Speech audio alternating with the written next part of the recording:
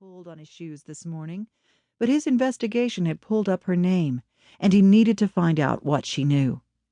He put the SUV in park and shut off the engine. Blue flowers of some kind grew along the brick path to the front door. A white swing swayed in the breeze on the porch. He mounted the steps and pressed the doorbell. He heard rapid footsteps come his way, the door swung open, and he was face to face with Elin again after all this time. She was just as beautiful as he remembered. Her red hair curled in ringlets down her back, and those amazing aqua eyes widened when she saw him.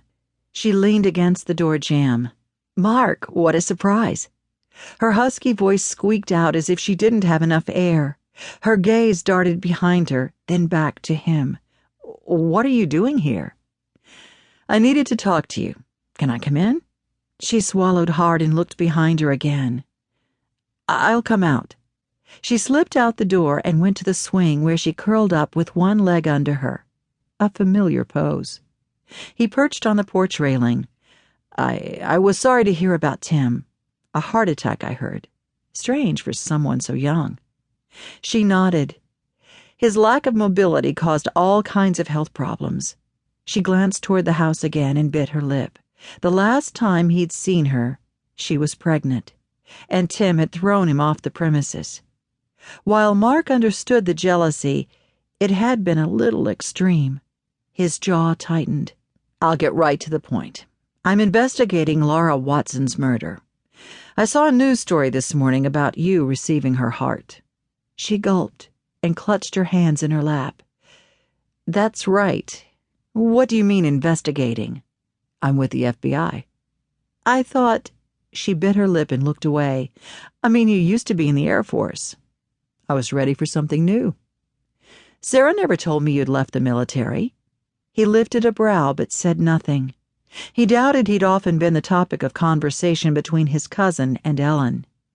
Eyeing her, he decided to lay his cards on the table. "My best friend was murdered while investigating this case. My supervisor thinks I can't be objective now and wouldn't assign me to the case, but he's wrong. I took some leave, and I'm going to find his killer." She gulped. "Oh, Mark, I'm so sorry." He brushed off her condolences. "The article said you received Laura's heart, that you've been having some kind of memories of the murder." Her face paled, but her gaze stayed fixed on him. "Yes, it's been a little scary. Sorry to hear you've been sick. You all right now?"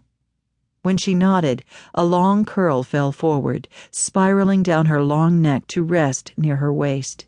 He yanked his gaze back from that perfect, shining lock. Her hair was unlike any other woman's he'd ever met, thick and lustrous, with a color somewhere between red and auburn, and lit from within by gold highlights. Her hand went to the center of her chest. "I had a virus that damaged my heart. I'm still recovering from surgery, but the doctors are pleased with my progress." "That's good." He pushed away the stab of compassion. The only reason he was here was to find out what she knew about the murder. "So tell me about these visions, or whatever they are." Elin exhaled and forced her tense shoulder muscles to relax. She had to do this. But what if she told him everything and he didn't believe her? No one else had listened. Was it because she didn't know herself anymore, and it came across to others? His dark good looks, only enhanced by a nose that had been broken several times, had always drawn female attention. She'd vowed they would never turn her head. But she was wrong. So wrong. He had haunted her dreams for nearly 5 years, and she thought she'd finally put the guilt to rest. But one look at his face had brought it surging back. The scent of his cologne, polo red, wafted to her, instantly taking her back to that one night of passion. She'd been so young and stupid.